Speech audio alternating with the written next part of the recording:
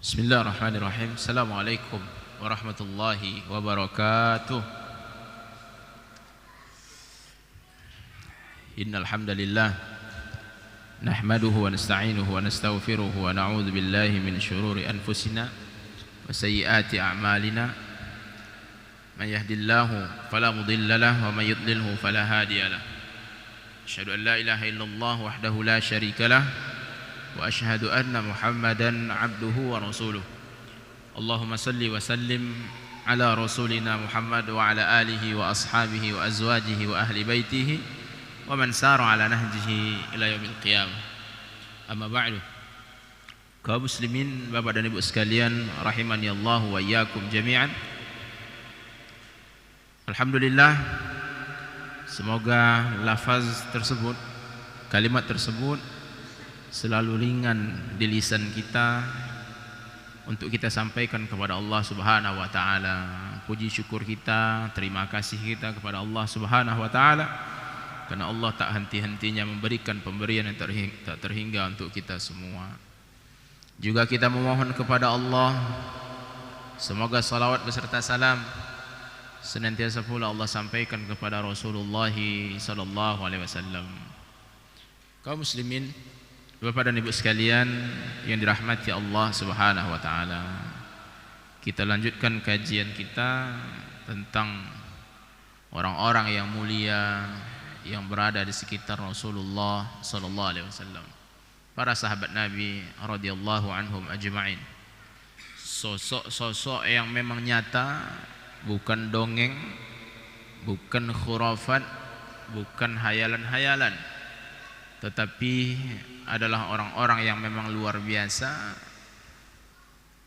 dan keutamaan-keutamaan mereka adalah hal-hal yang memang benar-benar nyata, bukan hal yang diada-adakan peristiwa-peristiwa yang terjadi di tengah mereka.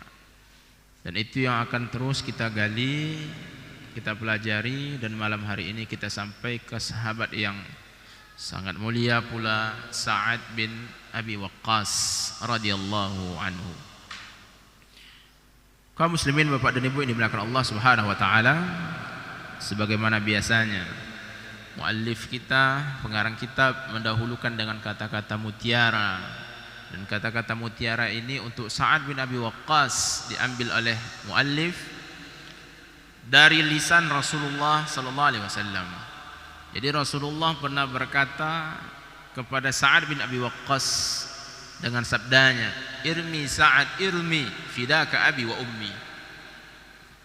Tembak wahai Sa'ad, tembak. Kalau bahasa sekarang irmi itu ditembak. Kalau dulu artinya panah. Panahlah, panahlah wahai Sa'ad, fidaka abi wa ummi. Ayah dan ibuku menjadi tebusan untukmu. Itu disampaikan oleh Rasulullah sallallahu alaihi wasallam kepada Sa'ad bin Abi Waqqas, dan ungkapan tadi, sabda tadi terjadi di perang Uhud, dan kita insyaallah akan sampai nantinya ke sana. Bapak dan Ibu dimuliakan Allah Subhanahu wa taala, lalu pembahasan ini dimulai lagi dengan firman Allah Subhanahu wa taala dalam surah Luqman ayat 14 sampai 15. Allah Azza wa Jalla berfirman, dan ini turun berkaitan dengan Sa'ad bin Abi Waqqas ini. Makanya disampaikan oleh muallif di awal pembahasan jadinya. Ketika Allah Azza wa Jalla berfirman, wa wassaynal insana biwalidayhi, kami berwasiat, kata Allah, kepada manusia hendaknya berbakti, berbuat baik kepada kedua orang tuanya. Hamalathu ummuhu wahnan ala wahn, ibunya mengandung dia dengan kelemahan, kesulitan, dan kesulitan setelahnya. Setelah kesulitan datang kesulitan berikutnya. Itu yang dilalui oleh seorang ibu. Semakin hari semakin naik kesulitannya, bukan semakin hilang. Umumnya kalau ada kesulitan, ada penyakit, ada luka, makin hari makin sembuh, makin hilang. Tetapi yang namanya ibu bila mengandung, semakin hari semakin berat, semakin hari semakin kuat, sampai puncak penderitaannya tadi adalah sampai di masa persalinan itu.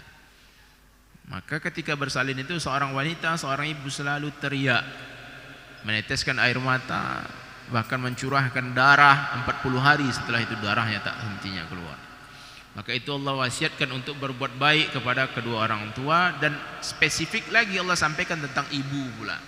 Ibunya mengandung dia dalam keadaan kesulitan, dalam keadaan lemah, kesulitan dan kesulitan setelah itu pula. Wa fisaluhu fi amaini, dan masa menyusunya selama 2 tahun. Dalam surah Al-Ahqaf Allah sampaikan wa hamluhu wa fisaluhu 30 syahra. Hamil, mengandungnya seorang wanita, seorang ibu itu, dan menyusui itu selama 30 bulan. Hamil dan menyusui selama 30 bulan. Nah, sekarang di dalam surah Luqman ini Allah sampaikan wa fisaluhu fi amaini, menyusunya selama 2 tahun. 2 tahun itu berapa bulan, Pak? 24 bulan. Di surah Al-Ahqaf tadi Allah sampaikan mengandung dan menyusunya 30 bulan. 30 bulan. Nah, di ayat ini menyusunya 24 bulan. 2 tahun 24 bulan. Berarti berapa sisa tadi dari 30 dikurang 24?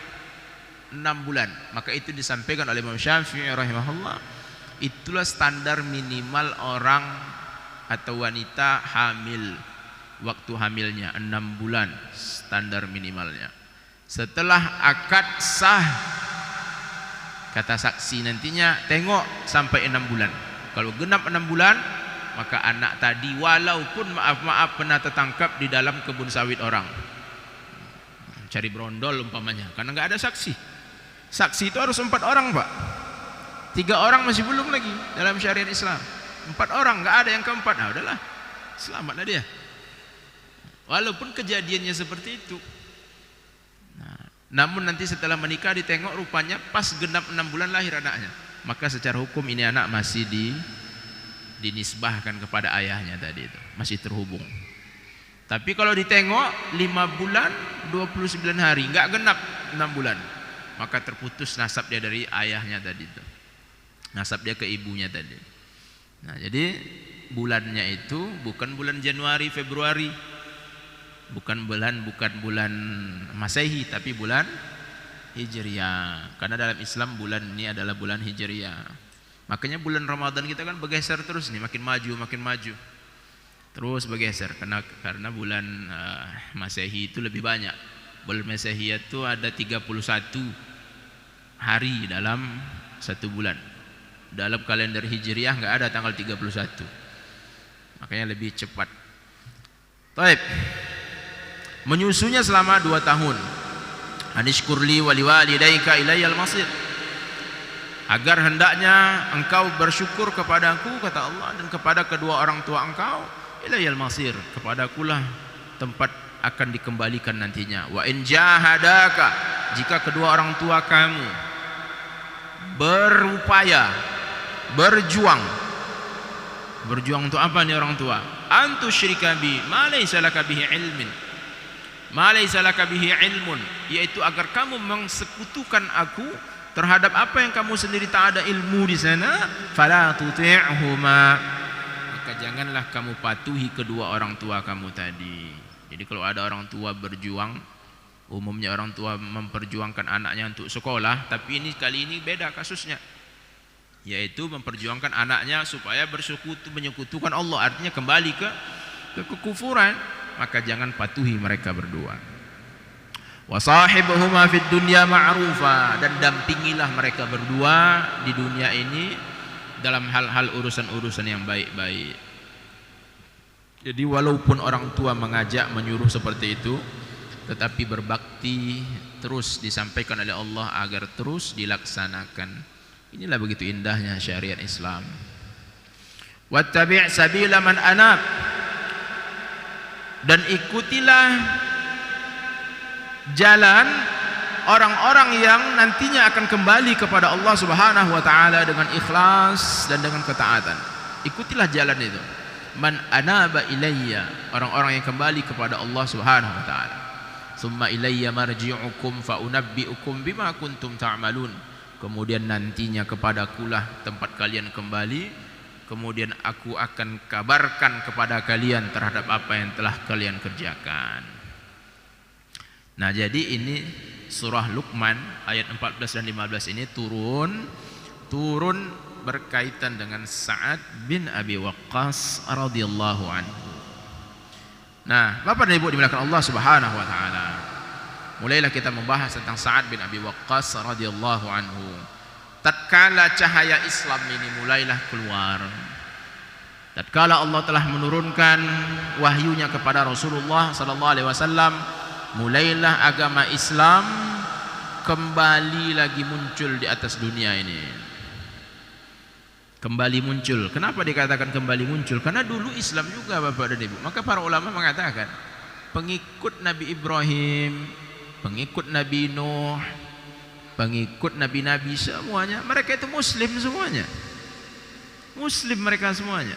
Secara umum arti Islam, bahwa agama Islam ini adalah agama yang dibawa oleh seluruh para nabi. Kemudian orang-orang yang memeluk agama Islam ini adalah muslim, maka semua yang mengikuti para nabi itu muslim. Ini disampaikan oleh para ulama rahimahumullahu taala. Jadi cahaya Islam mulailah keluar, muncul dengan dakwah Nabi sallallahu alaihi wasallam dan sahabat yang mulia yang kita bicarakan ini, Sa'ad bin Abi Waqqas. Beliau ketika itu masihlah syabban rajana syabab, yaitu masihlah seorang anak muda yang sangat muda sekali. Sangat muda. Jadi bahkan ada yang mengatakan belum lagi lewat dari 17 tahun usianya ketika itu. Jadi Bapak dan Ibu dimuliakan Allah Subhanahu wa taala, ada yang bertanya kepada saya kemarin tuh, karena nama Sa'ad itu biasanya nama orang tua biasanya. Jadi begitu disebutkan Sa'ad bin Abi Waqqas, terbayang di orang tua kali lah itu. Jadi sahabat Rasulullah Sa'ad bin Abi Waqqas ini adalah sahabat yang sangat tua yang dibayangkan.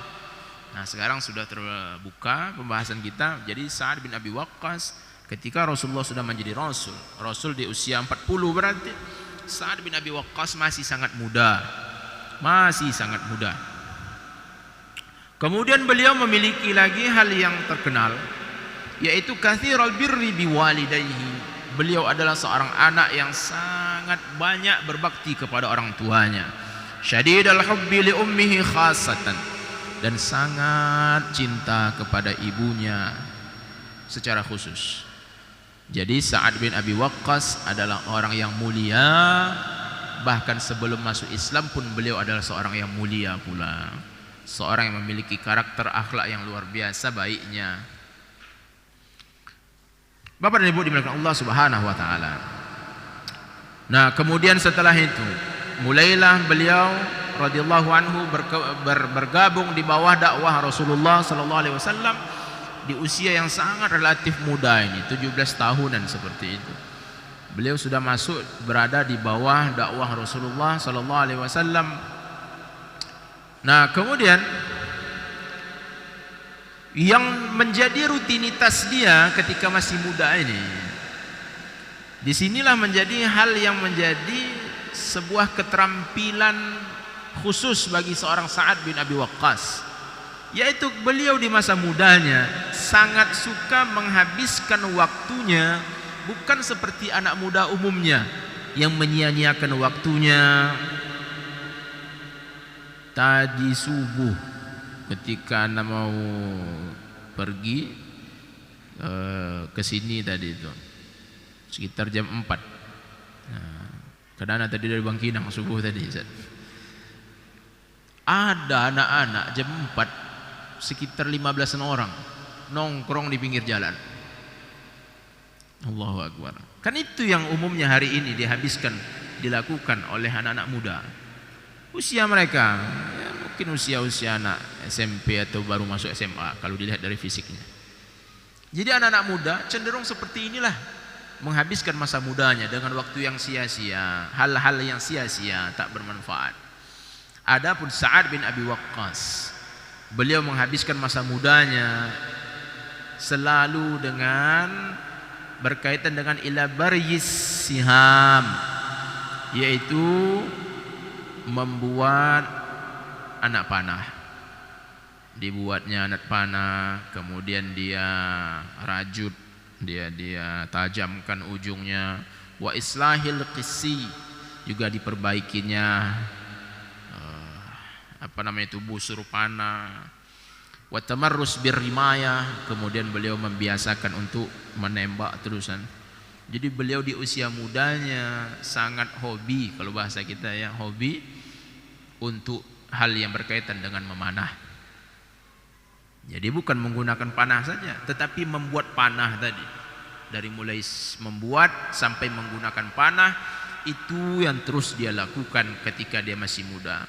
Sehingga para sejarawan menukilkan, menceritakan, kalaulah dari masa muda dia sudah heboh, asyik oleh panah, berarti ini seolah-olah ini adalah orang yang Allah siapkan untuk sesuatu yang besar. Berarti ini ya, masa mudanya dihabiskannya untuk panah, berarti ini orang yang Allah pilih, dan dalam hal ini orang ini sedang mempersiapkan sesuatu ini. Tetapi tak ada yang tahu, karena di masa yang akan datang itu adalah takdir yang telah Allah tentukan.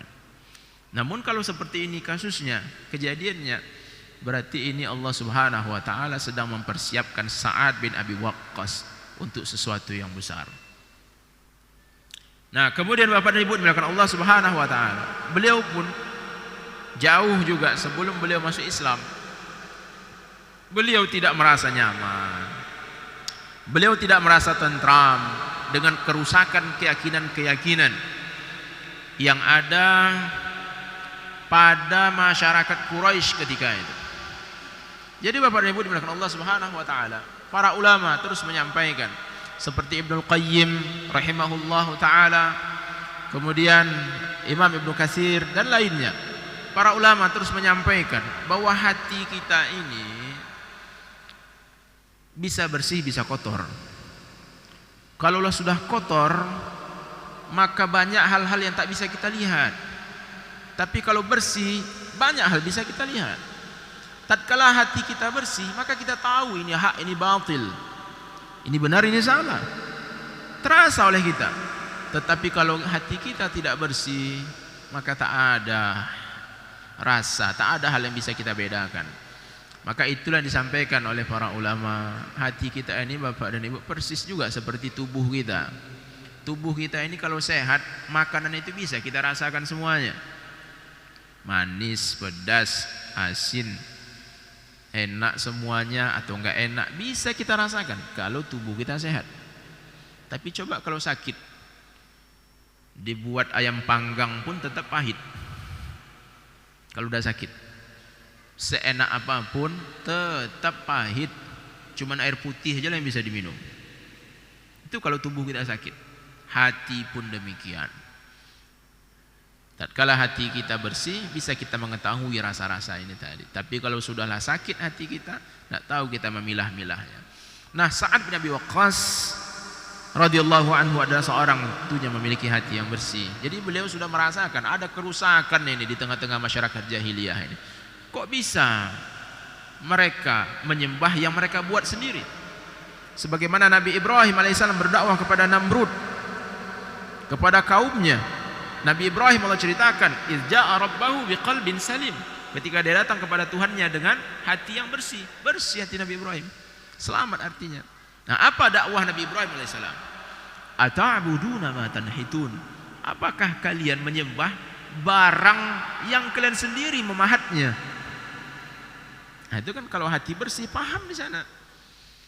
Nah, jadi Bapak dan Ibu dimuliakan Allah Subhanahu wa taala, itulah seorang Sa'ad bin Abi Waqqas, hatinya bersih sehingga beliau merasakan ini ada kerusakan loh di sini nih. Kemudian juga tentang kultur juga. Bagaimana di masa itu, di masa jahiliyah ini memang luar biasa. Bagaimana diskriminasi terhadap yang lemah, diskriminasi terhadap perempuan, anak-anak bahkan gampang saja untuk dibunuh. Khasyata imlaq, karena takut fakir miskin, takut tak bisa dikasih makan, maka dibunuhlah anak-anak tadi. Maka Allah pun meletakkan itu sebagai dosa besar. membunuh anak-anak khasyata imlaq, karena takut kemiskinan. Nah, ini kan hal yang abnormal semuanya ini. Hal yang tidak normal, hal yang bermasalah semuanya ini. Bahkan ayam saja tak pernah dia membunuh anaknya. Colek anaknya, marah induknya. Itu ayam. Tapi manusia bisa lebih dahsyat, mengerikan daripada binatang. Nah, itulah keadaan di masa jahiliyah. Lain lagi perempuan tak dapat warisan, kalau haid dikeluarkan dari rumah, dan seterusnya. Amburadul keadaan ketika itu. Jadi Sa'ad bin Abi Waqqas merasakan itu. Nah, kemudian dalam perjalanannya setelah itu datanglah berita. Tapi sebelum beliau memasuki Islam, beliau radhiyallahu anhu pernah melihat sesuatu di dalam mimpinya. Jadi Sa'ad bin Abi Waqqas radhiyallahu anhu, beliau bercerita bahwa suatu hari beliau pernah bermimpi. Jadi di dalam mimpinya dia seolah sedang tenggelam. Dia seolah sedang tenggelam. Jadi ketika dalam keadaan tenggelam tadi, beliau pun teruslah menggapai. Lalu akhirnya beliau pun bisalah selamat dari ketenggelamannya tadi. Itu yang dilihat oleh Sa'ad bin Abi Waqqas. Nah, kemudian beliau idh adha'a li qamarun, beliau merasakan ghariqun fi zulumatin, ketenggelamannya itu dia rasakan seperti tenggelam di dalam kegelapan, gelap semuanya. Ba'dhuha fawqa ba'din, gelapnya luar biasa. Dalam keadaan seperti itu dia cari cahaya-cahaya, tiba-tiba adalah cahaya dari rembulan. Dia ikutinya cahaya itu. Tatkala dia ikuti cahaya tadi, dia lihat di depan cahaya tadi, di tempat cahaya ada sekelompok orang yang berada di depannya. Dan orang tadi tak lain pas didekatinya adalah Zaid bin Harisah yang sudah kita bahas sebelumnya. Kemudian Ali bin Abi Thalib dan Abu Bakar. 3 orang itu yang sudah ada berada di dalam cahaya tadi. Lalu aku pun berkata kepada mereka dalam mimpi tadi, "Mundu mata antum hauna?" Sejak kapan kalian di sini? Mereka menjawab, barusan. Nah, setelah terbangun, beliau pun tak berapa lama setelah itu memanglah masuk Islam. Dan memanglah urutan beliau yang masuk Islam tadi adalah memang urutan seperti itu. Begitu dia masuk Islam, ternyata yang sudah ada dalam Islam baru Abu Bakar, Zaid bin Harisah dan Ali bin Abi Thalib radhiyallahu anhum ajma'in. Sehingga beliau termasuk orang yang ketiga atau yang keempat di awal-awal masuk Islam. Saking bahagianya beliau, bahkan beliau pernah mengatakan bahwa dia pernah merasakan akulah sepertiga Islam ketika itu. Islamnya baru segitu orangnya, maka akulah sepertiga Islam ketika itu. Itulah rasa yang luar biasa yang pernah dirasakan oleh Sa'ad bin Abi Waqqas. Juga Sa'ad bin Abi Waqqas ini, Bapak dan Ibu dimuliakan Allah Subhanahu wa taala, beliau juga adalah seorang yang memiliki hubungan dengan Rasulullah sallallahu alaihi wasallam.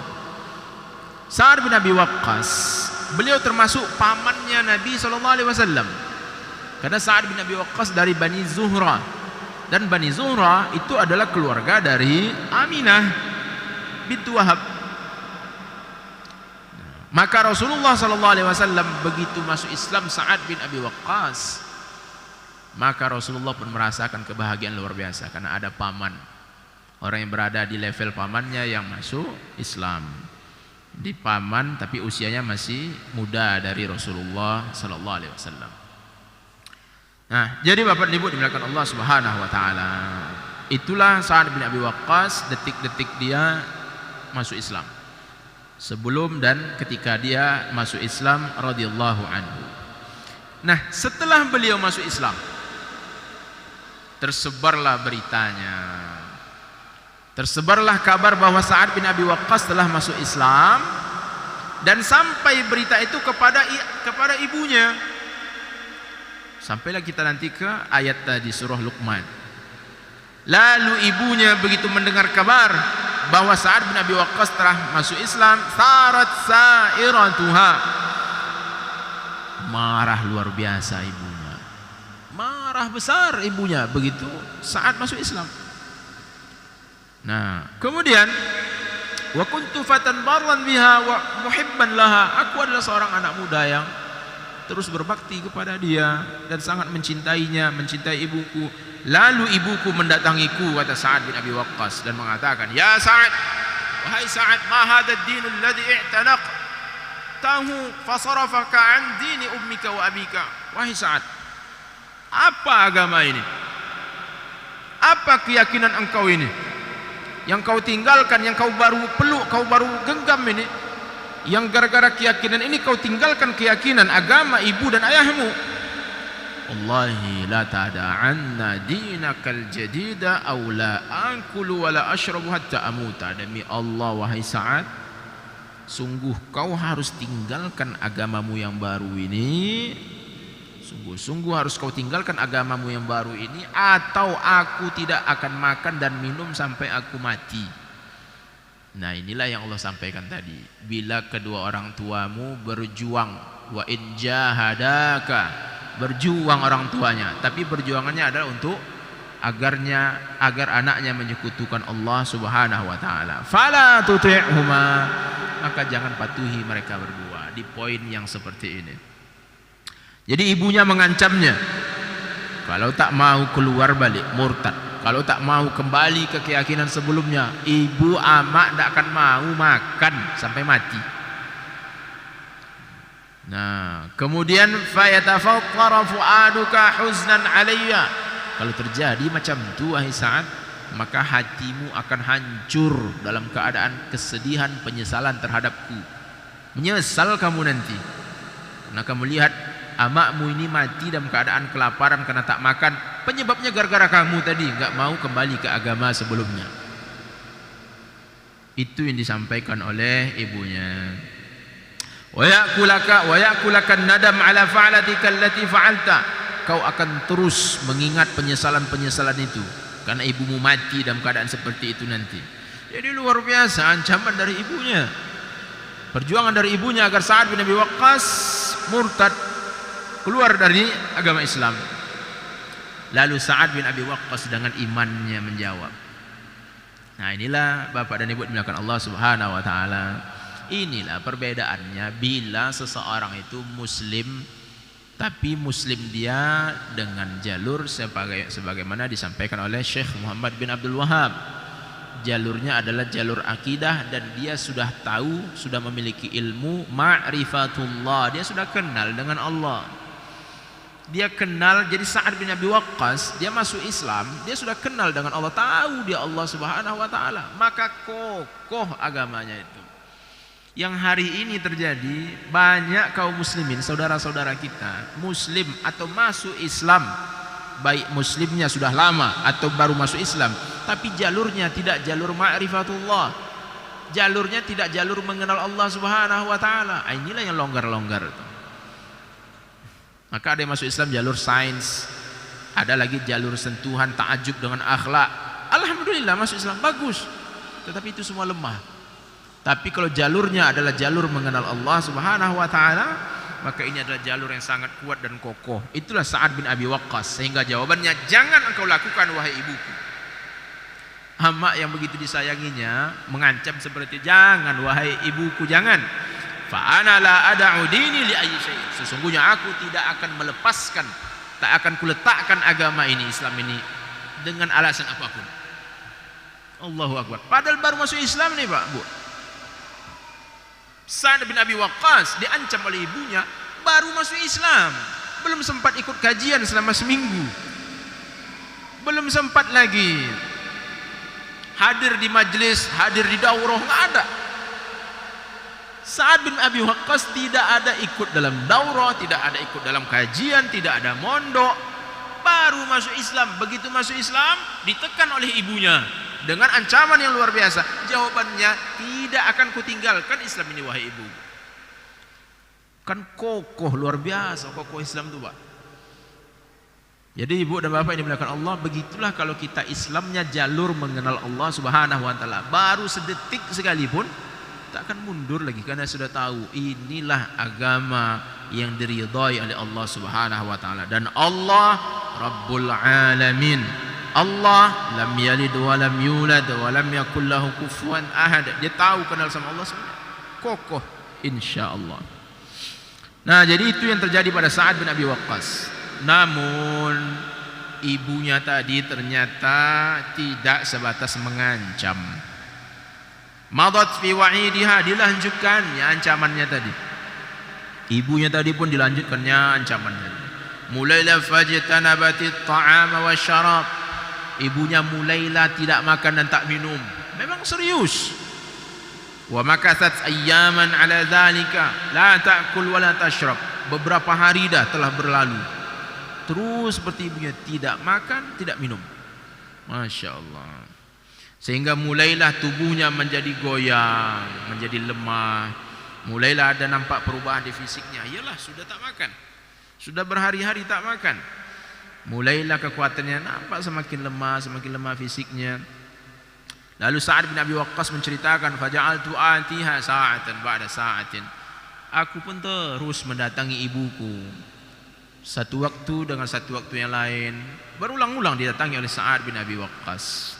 Aku terus meminta kepada ibuku antataballagh bi syai'in, agar ibuku makan, menyuap sesuatu ke mulutnya, minum. Terus ku minta kepada ibuku. Fata'ba, tapi ibuku terus dia enggan, menolak. Ditolak terus oleh ibunya tadi dengan penolakan yang luar biasa. Padahal fisiknya sudah lemah, sudah berhari-hari tak makan, tapi tetap ditolak dengan penolakan yang keras. Sanggup juga lagi masih marah ibunya dalam keadaan seperti itu. Dan ibunya mengulanginya lagi, terus bersumpah bahwa dia tidak akan makan atau minum sampai dia mati, atau pilihan yang keduanya saat meninggalkan agamanya ini. Dalam keadaan seperti itu aku pun berkata kepada ibuku, sudah seperti itu, ya ummah, wahai ibuku, inni ala syadidi hubbi laki la asyaddu hubban lillahi wa rasulihi. Wahai ibuku, sesungguhnya aku sangat mencintai engkau, tetapi aku sangat mencintai Allah dan Rasulnya melebihi itu lagi. Aku sangat cinta kepada engkau wahai ibuku, tetapi cintaku kepada Allah dan Rasul jauh melebihi itu lagi. Wallahi law kana laki alfu nafsin fa kharajat minki nafsan ba'da nafsin man taraktu dini hadha li syai'in. Demi Allah, seandainya kamu wahai ibuku memiliki 1000 nyawa, lalu keluar satu persatu nyawa tadi, tidak akan kutinggalkan agamaku ini. Ini jawaban yang lebih keras lagi rupanya dari Sa'ad bin Abi Waqqas radhiyallahu anhu. Tak kala didengar oleh ibunya seperti itu, nampak memang serius yang disampaikan oleh Sa'ad bin Abi Waqqas, bahwa dia tidak akan goyang, tak akan meninggalkan agama ini. Begitu lihat seperti itu oleh ibunya, mulailah ibunya akalat wa syaribat ala kurhin minha. Mulailah ibunya makan balik, makan minum, walaupun dalam keadaan terpaksa, dalam keadaan masam rasanya wajahnya, tetap dia makan balik. Karena nampaknya dia tidak bisa begini. Lalu Allah Subhanahu wa taala menurunkan firman-Nya, wa in jahadaka ala an tusyrika bima laisa laka bihi ilmun fala tuti'huma wa sahibuhuma fid dunya ma'rufa. Jika kedua orang tua itu bersungguh-sungguh berupaya berjuang untuk menjadikan engkau menyekutukan Allah, maka jangan patuhi dia, jangan patuhi mereka berdua, dampingi mereka, berbakti kepada mereka di dunia ini pada hal yang baik-baik. Nah, Bapak Ibu dimuliakan Allah Subhanahu wa taala, itu detik-detik awal masuk Islamnya Sa'ad bin Abi Waqqas. Fa fi yaumi Badrin kana lisan wa akhihi Umair. Sampailah kita di perang Badar pula. Berarti sudah 13 tahun setelah beliau masuk Islam. Kalaulah Sa'ad bin Abi Waqqas masuk Islamnya setelah Abu Bakar, Zaid bin Harithah, Ali bin Abi Thalib, berarti Sa'ad bin Abi Waqqas ini termasuk as-sabiqunal awwalun. Kemudian walhamdulillah beliau juga termasuk salah seorang yang dikabarkan masuk surga dari 10 orang itu. Jadi Sa'ad bin Abi Waqqas ini memang memiliki kedudukan yang luar biasa. Nah, kalau sudah seperti itu, maka semua sejarawan terus menyampaikan, siapa saja yang masuk Islam di awal-awal tadi, maka mereka menjalani hari-hari yang sama. Apa hari-hari yang sama itu? Disiksa, diejek, dihina, diolok-olok, dikucilkan. Itu yang mereka jalani dalam keseharian mereka. Jadi bukan kayak kita. Kalau kita kadang kalau ada yang nggak suka sama kita, dipandangi aja. Dari jauh udah nampak, begitu dekat berselisih, pandang tempat lain, buang muka. Itu sudah 2 jam 3 jam waktu menung. Apalah salah saya tadi itu. Itu kita. Satu orang membuat kita seperti itu, udah mulai kusut kita. Kalau ada 5 orang, naik asam lambung itu. Tetapi para sahabat Nabi radhiyallahu anhum memang ini yang mereka jalani keseharian mereka. Terlebih lagi ketika mereka berada di Mekah 13 tahun, mereka hidup dalam keadaan seperti itu, termasuk Sa'ad bin Abi Waqqas radhiyallahu anhu. Jadi itulah kehidupan yang mereka lalui. Kemudian di perang Badar, berarti sudah 13 tahun setelah beliau bersama Rasulullah sallallahu alaihi wasallam. Nah, sampailah di perang Badar. Tatkala perang Badar, Sa'ad bin Abi Waqqas radhiyallahu anhu mulailah dia bersiap-siap untuk ikut berperang, berjuang bersama Rasulullah sallallahu alaihi wasallam. Beliau masuk Islam tadi di usia 17 tahun. Perang Badar tadi di tahun 13 kenabian atau 14 kenabian. Ya, dia di tahun 2 Hijriah. 13 tambah 2 15. Berarti di tahun 15 setelah Rasulullah menjadi Rasul. 15 ditambah 17 berapa tuh Pak? 32 tahun. Berarti usia Sa'ad bin Abi Waqqas di perang Badar ini masih sekitar 32 tahun. Sebaya saya dikit lah, di atas saya dikit. Sebaya Bang Reza mungkin ya. 32 tahun usianya. Di bawah itu 25 so, Bang Reza. Masyaallah. Jadi di usia 32 tahun.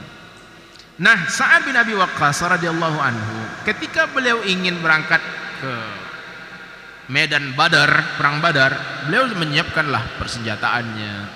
Lalu datang saudaranya Umair. Saudaranya Umair ikut juga bersiap-siap bersama dia. Tetapi Umair ketika itu fatan hadasan lam yujawizil huluma illa qalil. Ketika itu Umair ini usianya masih usia yang hulum, yang masih sekitar 15 tahun. Sekitar itu masih usianya 15 tahun. Jadi usianya masih pas-pasan, baru baligh. Seperti itu usianya. Saudaranya Sa'ad bin Abi Waqqas tadi, yaitu Umair. Nah, tatkala Rasulullah SAW mempersiapkan tentara kaum muslimin untuk berangkat menuju Badar, datanglah Umair. Dia agak berlindung-lindung, dia di belakang Sa'ad bin Abi Waqqas. Jadi Rasulullah mempersiapkan tentara ini untuk berangkat ke Badar. Datanglah Umair tadi berada di belakang Sa'ad bin Abi Waqqas, bersembunyi-bersembunyi. Kenapa bersembunyi ini, Pak? Karena khawatir dia akan tercoret dari daftar mujahid. Karena dia usianya masih ya bisa dikatakan pas-pasan. Jadi ada kriteria untuk jihad, itu banyak kriterianya. Nah, itu dilakukan oleh Umair, takut terlihat oleh Rasulullah SAW, sehingga Rasulullah pun menyuruh dia pulang. Gak ikut dia ke medan jihad tadi, Umair tadi. Nah, Rasulullah SAW adalah seorang yang sempurna, ya, termasuk dalam hal menyiapkan tentara. Jangankan menyiapkan tentara, menyiapkan saf salat saja Rasulullah detail dan dirapikan serinci-rincinya oleh Rasulullah SAW. Jadi sedetail-detailnya. Bahkan ada yang agak maju dikit ditegur oleh Rasulullah dalam saf tadi itu. Nah, jadi Rasulullah seperti itu. Bahkan ada yang mendahului imam, nah, ditegur nanti oleh Rasulullah. Rukuknya duluan dari ruku imam, gerakan dia duluan daripada imam. Disampaikan oleh Rasulullah dengan ancaman yang luar biasa. Tidakkah takut orang yang dia rukuk mendahului imam, bahwa Allah Subhanahu wa taala an yuhawwila ra'sal himar, bahwa Allah nantinya akan mengganti kepalanya dengan kepala keledai. Jadi Rasulullah dengan hal-hal sepele, menurut orang sepele, tapi Rasulullah sangat perhatian dan sangat detail. Apa istilah kita itu? Ya, sangat rinci, sangat sehalus-halusnya diperhatikan oleh Rasulullah SAW. Terlebih lagi ini untuk jihad. Maka Rasulullah pun mulai diperhatikan oleh Rasulullah sallallahu alaihi wasallam, dan terlihat jugalah Umair tadi yang sembunyi-sembunyi. Begitu Rasulullah melihat Umair, maka Rasulullah sallallahu alaihi wasallam persis sebagaimana yang mereka duga, dipulangkan oleh Rasulullah. Jadi Umair disuruh pulang, tidak diberi izin untuk ikut. Mulailah Umair yabki, menangislah, sedihlah Umair. Sampailah begitu dalam keadaan seperti itu, Rasulullah pun mempertimbangkan lagi, dan terakhir ajazahu, Rasulullah pun membolehkan Umair untuk ikut. Akhirnya Umair pun berhasil juga dan ikutlah ke medan perang bersama abangnya dan bersama Rasulullah sallallahu alaihi wasallam. Maka Sa'ad bin Abi Waqqas dan Umair, mereka berdua pun sangat bahagia. Mereka pun datanglah Sa'ad bin Abi Waqqas mengambil pedang, dikalungkannya lah ke adiknya tadi, pedang tadi untuk disandang. Jadi ikutlah Sa'ad bin Abi Waqqas menyiapkan adiknya tadi untuk ikut ke medan Badar. Nah, kemudian mereka berdua bersaudara ini pergilah menuju medan jihad, berjuang di jalan Allah Subhanahu wa taala. Selesai perang Badar. Begitu selesai perang Badar, lalu Sa'ad bin Abi Waqqas pun pulanglah ke Madinah. Pulang lagi bersama kaum muslimin, bersama Rasulullah sallallahu alaihi wasallam, tapi pulangnya sendirian. Adapun saudaranya, adiknya tadi Umair, maka beliau tinggalkan di medan Badar, di perang Badar dalam keadaan syahid. Lalu tentunya dikebumikan di bumi Badar, di tanah Badar, dan diserahkan kepada Allah Subhanahu wa taala. Jadi pergi berdua dengan adiknya, pulang sendirian. Inilah yang dilakukan oleh para sahabat Nabi radhiyallahu anhum ajmain. Jadi Bapak dan Ibu dilakukan Allah Subhanahu wa taala, tidak ada arti dunia ini di pandangan para sahabat Nabi itu. Maka lagi-lagi kita terus menyampaikan, maka sangat tidak layak kalau ada kita yang merasa diri kita mirip dengan sahabat Nabi itu. Tak layak itu, Pak. Tak layak juga kalau kita mengatakan seseorang mirip dengan sahabat Nabi, enggak juga. Tak ada yang bisa menyamai mereka ini. Kalaulah kita yang di masa kita ini, bahkan untuk infak saja enggak akan bisa kita samai mereka. Itu yang Rasulullah sampaikan. Segunung Uhud sekalipun infak kita tak akan sama dengan infak segenggamnya sahabat Nabi radhiyallahu anhu majma'in. Sampailah di perang Uhud. Kemudian tatkala bumi Uhud tadi mulailah bergoncang, sampai Rasulullah sampaikan bahwa gunung Uhud itu sendiri memang bergetar. Sampai Rasulullah pun menghentakkan kakinya dan mengatakan, "Usbud ya Uhud, tenanglah wahai Uhud, fa inna 'alaika rasulun." Di atasmu ini hanyalah seorang rasul, wa siddiq wa syahidani, dan dua orang syahid. Itu disampaikan oleh Rasulullah sallallahu alaihi wasallam. Nah, dalam keadaan seperti itu datang lagi sosok sahabat yang mulia ini, Sa'ad bin Abi Waqqas. Maju dia, berada di sekitar Rasulullah sallallahu alaihi wasallam. Jadi Sa'ad bin Abi Waqqas teruslah bersama dengan Rasulullah di perang Uhud dengan panahnya. Beliau terus melindungi Rasulullah dengan panahnya. La yarmi ramyatan illa asabat min musyrikin maqtala. Tidak ada satu anak panah pun yang dilepaskan oleh Sa'ad bin Abi Waqqas melainkan pasti kena kepada orang musyrik tadi. Begitulah saking terampilnya Sa'ad bin Abi Waqqas menggunakan anak panah ini. Nah, dalam keadaan seperti itulah Rasulullah sallallahu alaihi wasallam berkata kepada Sa'ad bin Abi Waqqas, "Irmi Sa'ad, irmi, tembaklah wahai Sa'ad, panahlah wahai Sa'ad, panah. Fidaka abi wa ummi, ibu dan ayahku menjadi jaminannya untukmu." Jadi Sa'ad bin Abi Waqqas pun merasa bahagia sepanjang hidupnya karena Rasulullah sallallahu alaihi wasallam mengucapkan itu tadi, abi dan ummi, ibu dan ayahku, jaminannya untukmu. Itu disampaikan oleh Rasulullah sallallahu alaihi wasallam kepada Sa'ad bin Abi Waqqas. Nah, jadi Bapak dan Ibu dimuliakan Allah Subhanahu wa taala, puncak yang paling istimewa dari perjalanan hidup Sa'ad bin Abi Waqqas radhiyallahu anhu adalah tatkala beliau sampailah di tahun ke-14 Hijriah. Tahun 14 Hijriah Rasulullah sudah wafat. Abu Bakar pun juga sudah wafat.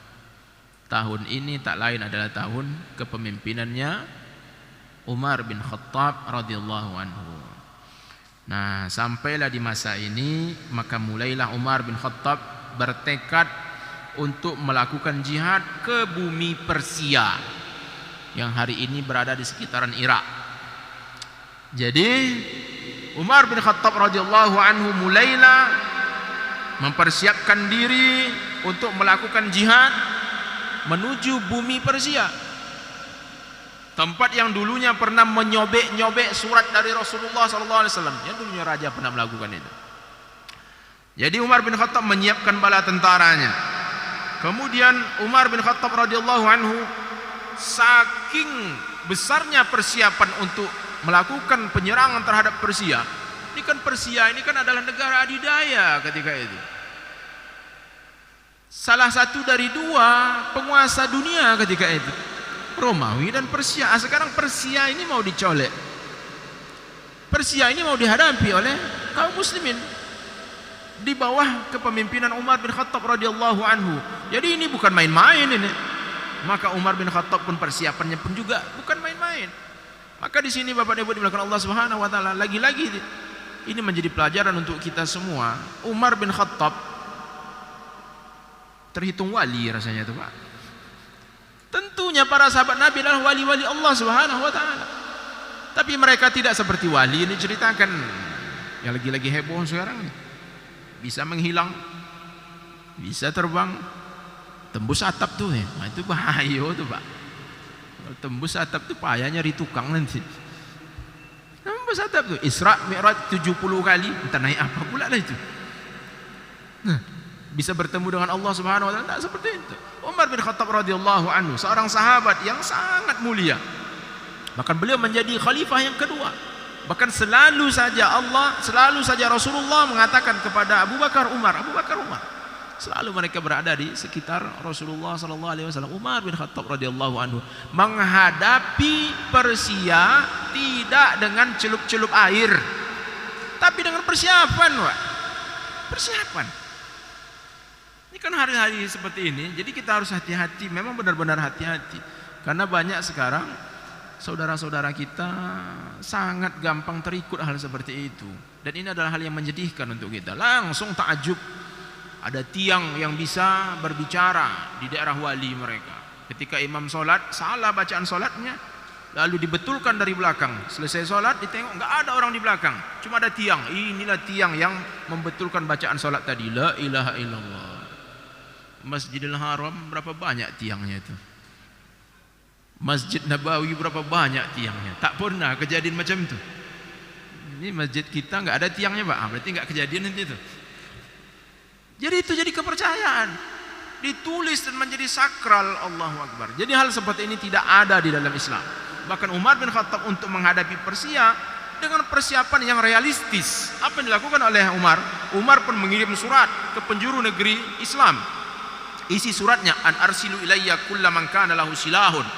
Utus, kirimlah kepadaku siapa saja yang punya senjata. Au farasun, siapa saja yang punya kuda. Nah, kemudian au najdatun au ra'yun, siapa saja yang cerdas, yang memiliki intelijensi, pandangan-pandangan yang jauh, orang yang cerdas.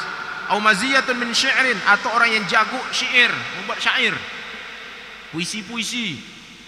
Au khitabah, atau yang jago berpidato. Mimma yujdi 'alal ma'rakah, segala macam yang akan mendukung perjuangan peperangan. Kirim semuanya, siapa yang ada berkaitan situ semua. Sampai ahli puisi pun dicari. Kenapa? Nanti supaya dia bisa mengobarkan semangat-semangat kaum muslimin. Itu dilakukan oleh Umar bin Khattab, mengirimkan surat ke penjuru negeri Islam. Mulailah faja'alat wufudul mujahidin, mulailah berbondong-bondong mujahidin berdatangan dari penjuru negeri. Masya Allah.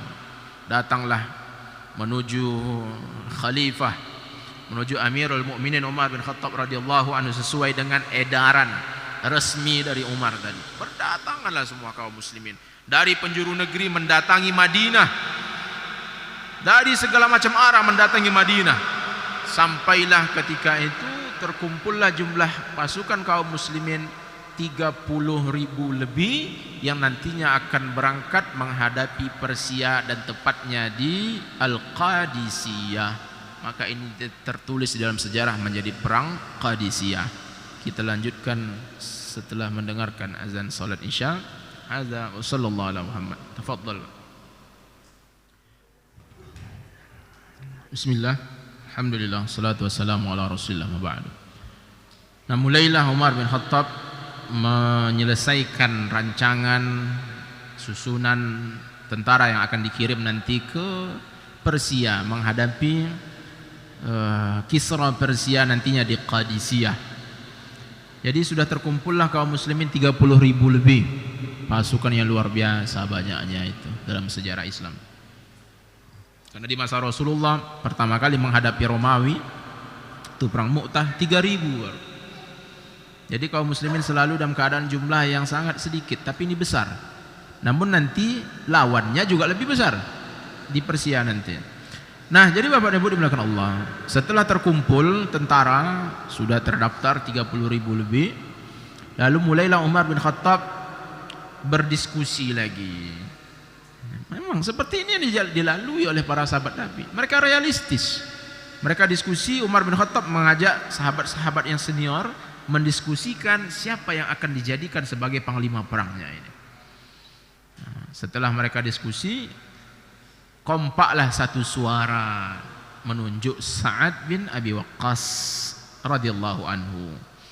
Jadi kaum muslimin yang 30.000 lebih ini dipercayakan di bawah bendera, di bawah arahan dari seorang sahabat yang mulia Sa'ad bin Abi Waqqas. Berangkatlah kaum muslimin di bawah kepemimpinan Sa'ad bin Abi Waqqas, berangkatlah dari Madinah. Seperti biasa, sebelum berangkat tentara tadi untuk jihad, tentunya ada wasiat, ada tausiah, wasiat, pesan-pesan pelepasan dari seorang pemimpin. Dan dalam hal ini Umar bin Khattab juga menitipkan tausiah, pesan juga kepada Sa'ad bin Abi Waqqas radhiyallahu anhu. Wasiatnya dari Umar bin Khattab, Umar radhiyallahu anhu berkata, "Ya Sa'ad, wahai Sa'ad, la yaghurrannaka minallahi an qila khalu Rasulillah wa sahibu Rasulillah." Wahai Sa'ad, jangan kamu sampai terlalaikan dari Allah Subhanahu wa taala, terkecohkan dari Allah Subhanahu wa taala gara-gara ada yang ngomong, yang mengatakan bahwa engkau adalah pamannya Rasulullah, engkau adalah sahabat Rasulullah. Jadi kalau kamu mendengar ucapan-ucapan seperti itu, jangan sampai kamu terlena dengan ucapan itu. Fa innallaha azza wa jalla la yamhus sayyi'a bis-sayyi'i. Sesungguhnya Allah Subhanahu wa taala tidak pernah Allah menghapuskan keburukan dengan keburukan. Yang akan dihadapi ini adalah Persia, artinya kesyirikan, kekufuran yang ada di Persia tidak akan bisa hilang dengan keburukan juga. Keburukan tadi apa? Pongah, rasa angkuh, rasa bangga diri, itu keburukan. Ingin menghilangkan keburukan di Persia takkan mungkin. Itu disampaikan oleh Umar bin Khattab.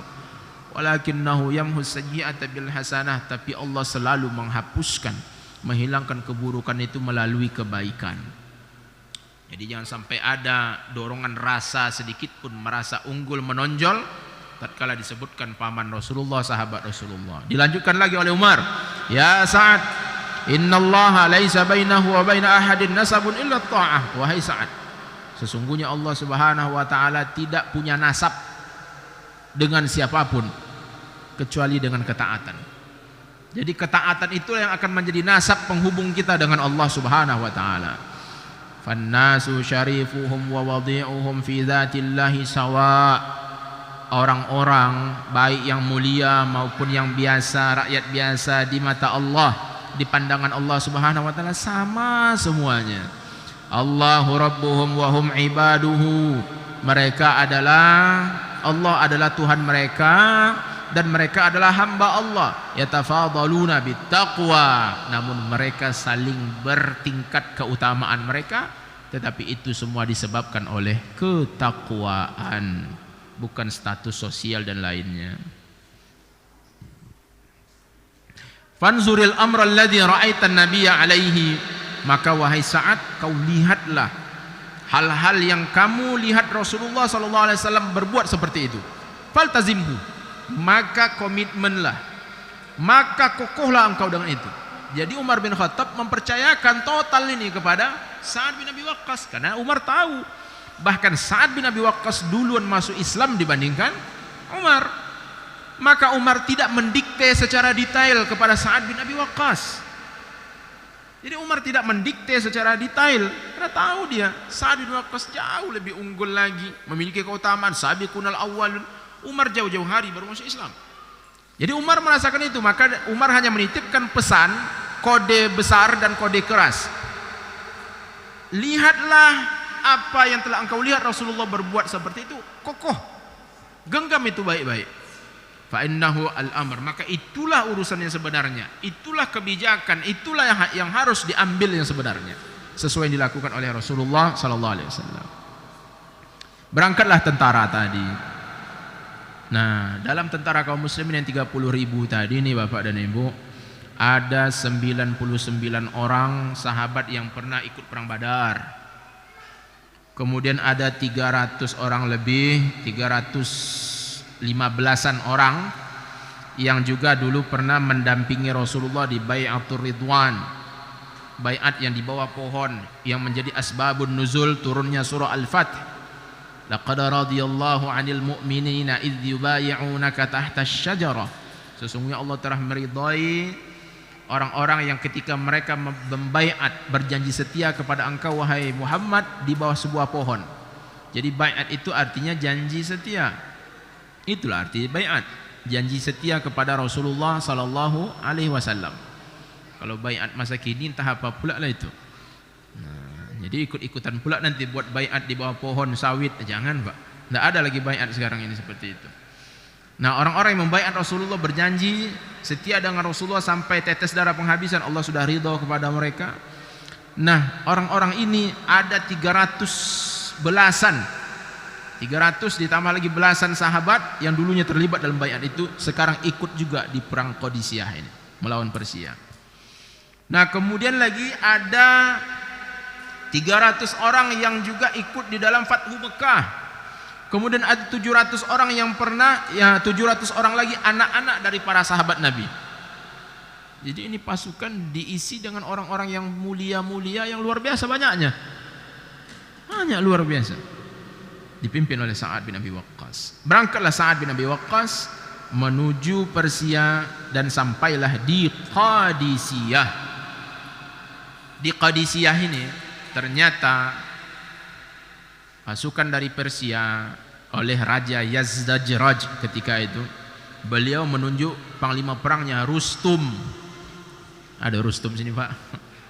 Nah, dengar-dengar ada juga nama orang kita Rustum. Rustam, masya Allah. Nah, itu bukan yang di sini nih Pak ya. Rustum itulah menjadi panglima perangnya dari Persia tadi. Nah, jadi Bapak Ibu dimakan Allah Subhanahu wa taala, disiapkanlah oleh Persia jumlah tentara mereka kaum muslimin tadi 30 ribuan. Adapun Persia menyiapkan 120.000 tentara. Berarti 1:4. Kemudian lain lagi dengan pembantu-pembantunya, pendamping-pendampingnya, sehingga sejarawan mengatakan bahkan sampai 200.000 jumlah mereka. Namun yang memang betul-betul orang-orang yang ikut dalam perang 120.000. 120.000 itu diisi dengan 30.000 orang yang sudah dikasih rantai. Begitulah mereka ini. Kenapa Bapak dan Ibu? Para tentara di sisi mereka itu diikat dengan rantai tadi. Tidak banyak, tidak sedikit, 30.000 orang dirantai. Tak lain mereka sudah tahu bahwa ada kemungkinan untuk kabur. Dan memang nyatalah yang Rasulullah sampaikan dalam hadis yang sahih riwayat Imam Bukhari dan Muslim, nusirtu birra'bi, aku dibantu oleh Allah dengan rasa ketakutan yang Allah letakkan di dalam hati musuh-musuh Allah Subhanahu wa taala, musuh Rasulullah, musuh Islam, masirata syahrin, 1 bulan perjalanan belum sampai udah takut mereka tuh. Belum jumpa lagi sebulan udah takut mereka itu. Ini belum lagi mulai perang udah mereka diikat 30.000 orang. Kan ini di sini kan ya, artinya kan kebodohan juga ini. Jangankan 30.000 orang, yang kadang lomba-lomba 5 orang, yang 17-an itu terjatuh satu, ngikut yang lain. Kan itu logikanya. Ini 30.000. Mereka ikat tuh dengan rantai. Artinya jatuh satu ngikut yang lain. Sudah itu barulah bawa tojok, namanya tojok sawit tuh. Selesailah dodos lah, bawa gini selesai tuh. Kan itu secara strategi perang harusnya. Tapi karena mereka didorong oleh ketakutan, tapi mereka buatlah seperti itu jadinya. Kemudian lagi mereka dari 120.000 ini tadi diperkuat lagi dengan tentara yang dilapisi dengan, kalau kita sekarang dengan alutista yang hebat. Dulu masa itu alutistanya ada Pak Bu. Dan ini menjadi simbol negara yang memang betul-betul diakui dunia, ditakuti oleh dunia. Yaitu di dalam perang Qadisiyah itu mereka didampingi dengan senjata yang tak ada di senjata tentara lainnya. Yaitu mereka membawa 33 ekor gajah. Oke, gajah Pak. Masya Allah. Jadi itulah yang mereka bawa. Nah, Rustum sendiri dia sudah kenal, sudah tahu dia kabar tentang kaum muslimin. Kehebatan kaum muslimin tak pernah kalah dalam peperangan apapun. Dengan jumlah bagaimanapun sedikitnya, tak pernah kalah kaum muslimin. Jadi Rustum itu udah malas dia untuk melaksanakan perang ini. Tapi ya namanya dia bawahan, nah, siap ketua itu kan gitu. Disuruh oleh raja tadi, ya mau nggak mau dia harus laksanakan. Jadi Rustum pun ya dengan terpaksa dia pun teruslah menghadapi kaum muslimin. Nah, jadi Bapak dan Ibu dimuliakan Allah Subhanahu wa taala, ketika perang Qadisiyah ini ternyata Sa'ad bin Abi Waqqas terkena penyakit. Nah, apa yang terjadi? Sa'ad bin Abi Waqqas pun dalam keadaan sakit yang luar biasa, sehingga beliau jangankan untuk berdiri, duduk pun tidak bisa. Sehingga beliau pun dalam keadaan berbaring, tetapi tetaplah dia menjadi panglima perang.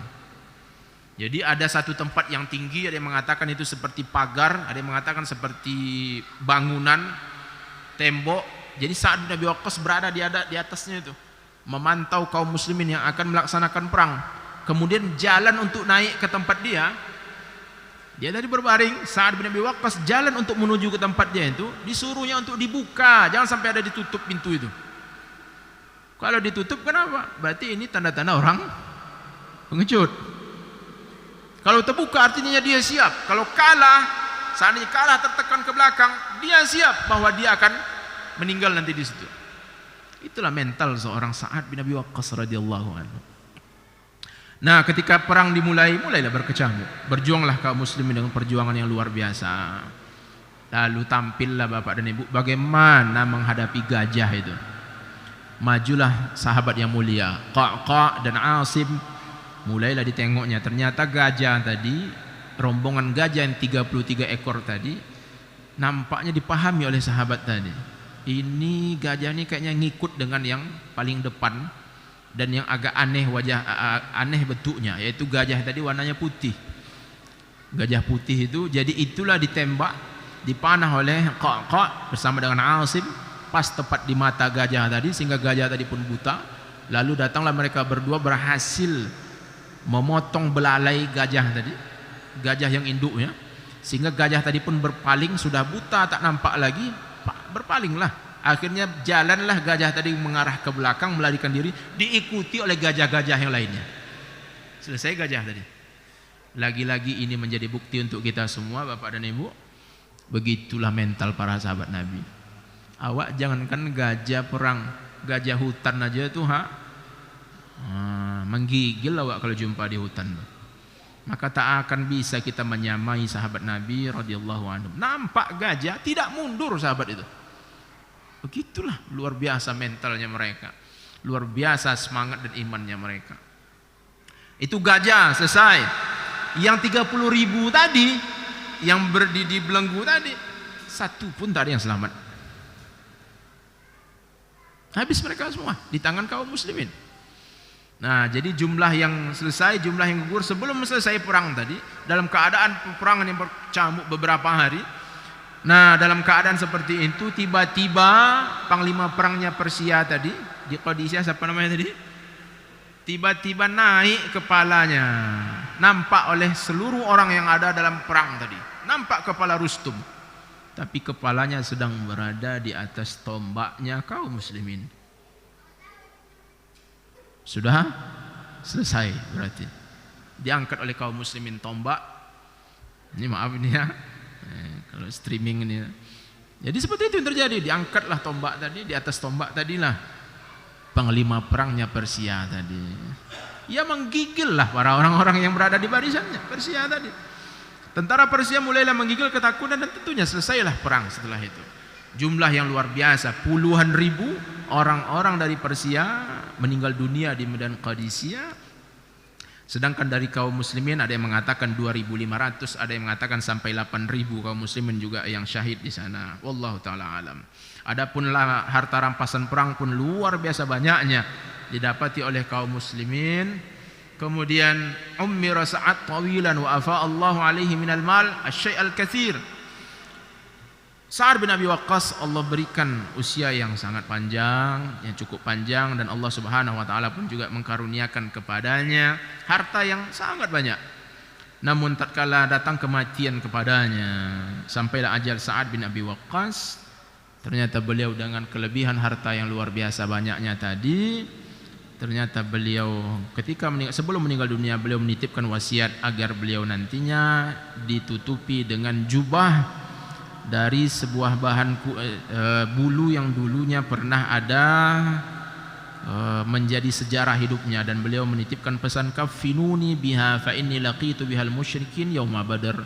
Nanti gunakanlah jubah itu untuk menjadikan kain kafanku, karena dengan jubah itulah dulu aku menghadapi kaum musyrikin di hari perang Badar. Jadi jubah itu tadilah, walaupun beliau memiliki kelebihan harta dan lainnya, tapi beliau meninggal dunia ingin dikafankan dengan kain yang memiliki sejarah tadi. Wa inni uridu an alqa bihallaha azza wa jalla aidan. Aku pun ingin menemui Allah dengan jubah itu juga nantinya. Itulah seorang sahabat yang luar biasa mulia ini, Sa'ad bin Abi Waqqas radhiyallahu anhu. Peristiwa yang real, yang nyata, yang benar terjadi, dan lagi-lagi terbukti yang Rasulullah sampaikan, takkan pernah bisa kita menyamai mereka semuanya. Semoga Allah meridai mereka semuanya, dan semoga kita pun dapat mengambil pelajaran ibrah terhadap apa yang telah mereka lakukan, yang telah kita buka lembaran hidup mereka ini. Hadza wa sallallahu ala Muhammad subhanakallahumma wa bihamdika asyhadu an la ilaha illa anta astaghfiruka wa atubu ilaik. Assalamualaikum warahmatullahi wabarakatuh.